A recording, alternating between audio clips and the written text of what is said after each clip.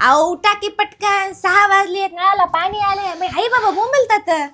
काय ताप झाला बा हे घरी पाणी भरलो नाही माती सासरवाडीत पाणी भरायची आली. ताप म्हणायला तेव्हा घर जावं व्हायला बरं गोड वाटलं. प्रॉपर्टी बरी गोड वाटली. एकूण तू एक पोरगी गाडी बंगला 30 एकर शेती हा तेव्हा बरं ताप वाटला नाही तुम्हाला. आहो जावाई बापू हे घ्या कारची चाबी तुमच्या सासऱ्याला बारला सोडा त्याचा टाइम झाला.